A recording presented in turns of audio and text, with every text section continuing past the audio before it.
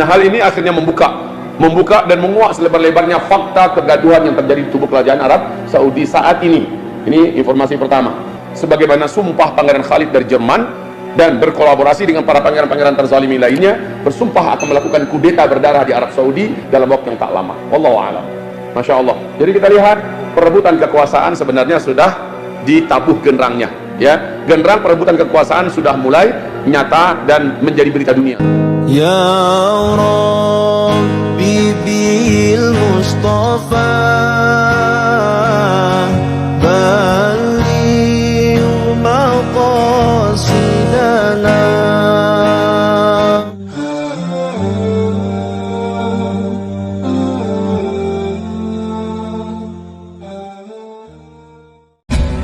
Berita dari Jazirah Arabiyah, khususnya negeri Hijaz yang ada Makkah Madinahnya. Wabil khusus adalah Arab Saudi sendiri. Sekarang seluruh corong berita dunia sudah membeberkan tanpa dapat ditutup-tutupi lagi kegaduhan yang terjadi di dalam tubuh keluarga Muhammad bin Salman. Sebelumnya, setelah Muhammad bin Salman menggulingkan atau mengkudeta saudaranya sang putra mahkota yaitu Muhammad bin Nayef, sejak itu urusan politik dalam dan luar negeri seolah-olah berpindah secara sporadis kepada tangan Muhammad bin Salman. Seolah-olah Raja Salman jadi nggak ada kesannya. Muhammad bin Salman merekayasa sehingga Qatar dimusuhi dan diembargo. Muhammad bin Salman kembali menjalin hubungan mesra dengan orang-orang yang sang ayah yaitu Raja Salman sudah menyatakan pernyataan sikap yang tegas seperti kepada Presiden Sisi dan juga kepada Amerika, kepada PBB, sikapnya kepada tentang Syam di mana dirubah terbalik habis oleh Muhammad bin Salman.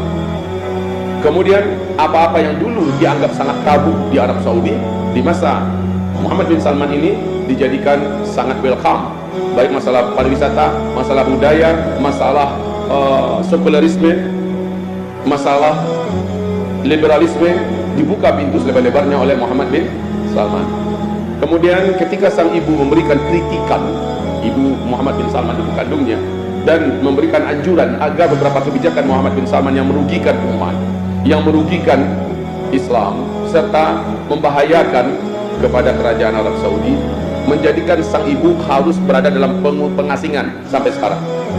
Kalau menurut bahasa rakyat Saudi sendiri, dia penjarakan ibunya di tempat pengasingan, ibu kandungnya sendiri penjarakan. Kemudian Raja Salman sendiri, baru kemarin saya terbuka, baru kemarin saya paham kenapa Raja Salman seolah seperti tidak ada, padahal dia adalah raja yang berkuasa di Arab Saudi. Ternyata setelah penggulingan Muhammad bin Nayef, setelah itu sang ayah mendapatkan beberapa kali suntikan yang menyebabkan sang ayah menjadi nana, kalau bahasa kita, dan itu berlangsung dalam waktu yang tidak sebentar. Akhirnya Muhammad bin Salman dengan gagah melakukan manuver demi manuvernya, menangkapi seluruh pangeran-pangeran yang ada di Arab Saudi agar tidak ada lagi kelak yang akan menghalangi cita-cita besarnya menjadi raja di Arab Saudi, raja termuda dengan ambisi yang luar biasa. Semua yang dikerjakan Muhammad bin Salman luput daripada kontrol dan kawalan daripada sang ayah. Sampai-sampai ke tingkat dai-dai, ulama-ulama, imam-imam ditangkapi dalam jumlah besar-besaran. Kemudian ketika divonis 3 ulama besar dunia yang berasal dari Arab Saudi, vonis mati, yaitu Syekh Salman Audah, Syekh Sabar Al-Hawali dan Syekh Al-Amudi, maka ada upaya hay'ah kibar ulama Arab Saudi untuk mencoba mencari jalan bisa bertemu dengan Raja Salman. Raja Salman dikucilkan dan dijauhi dari media dan dari orang yang berjumpa dengannya, sehingga Raja Salman dibutakan dari informasi, sebagaimana hati dan pikiran juga dibuat menjadi nana tadi bahasa saya, ya. Nah, kaum muslimin yang kami muliakan, wa makaru wa makarallah wallahu khairul makirin. Bagaimanapun mereka mempersiapkan makar, tetap saja Allah lah sebaik penyiap makar, dan makar Allah lah yang pasti berlaku. Terakhir, bagaimana cerita dan jalannya, Raja Salman dapat melepaskan diri daripada cengkeraman sang putra mahkota, dan beliau kembali melakukan hal-hal yang telah dirusak oleh anaknya. Apa-apa yang berkaitan dengan kebijakan-kebijakan strategis menurut Muhammad bin Salman oleh Raja Salman dimentahkan kembali, seperti membangun kota Neom. Padahal itu adalah kebanggaan terbesar dan cita-cita tertinggi yang dimimpikan oleh Muhammad bin Salman dengan dana melebihi 6.600 triliun. Membangun kota Neom di tepi Laut Merah bersebelahan dengan Yordania. Ini dilarang, tidak diizinkan oleh sang ayah. Padahal para investor sudah ditarik dari mana-mana. Orang-orang yang akan bekerja sudah dipersiapkan dan marketnya semua sudah siap. Oleh sang ayah tidak diizinkan.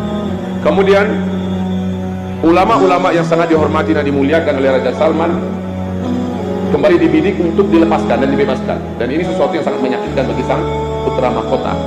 Lalu terakhir, Bapak Ibu yang kami muliakan, ketika Raja Salman memulangkan 30 orang pengawal yang disiapkan oleh Muhammad bin Salman untuk sang ayah, ketika sang ayah dalam rangka kunjungan kenegaraan antara Arab Saudi dengan Mesir.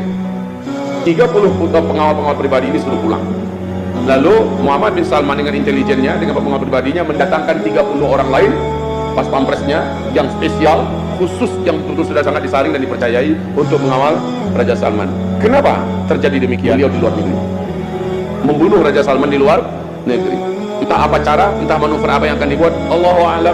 Entah siapa otak di belakang itu, Allahu a'lam. Yang jelas pihak intelijen Raja Salman merasakan dari 30 orang ini ada yang berencana untuk membunuh Raja Salman. Masya Allah. Akhirnya orang-orang kepercayaan Muhammad bin Salman ini untuk mengawal sang ayah dipulangkan semua, diganti dengan orang-orang dalamnya Raja Salman.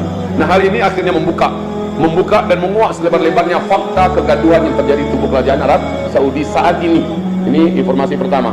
Sebagaimana sumpah Pangeran Khalid dari Jerman dan berkolaborasi dengan para pangeran-pangeran terzalimi lainnya, bersumpah akan melakukan kudeta berdarah di Arab Saudi dalam waktu yang tak lama. Wallahu a'lam. Masya Allah. Jadi kita lihat perebutan kekuasaan sebenarnya sudah ditabuh genderangnya, ya. Genderang perebutan kekuasaan sudah mulai nyata dan menjadi berita dunia saat ini. Ya Rabbi bil Mustafa Baligh maqasidana.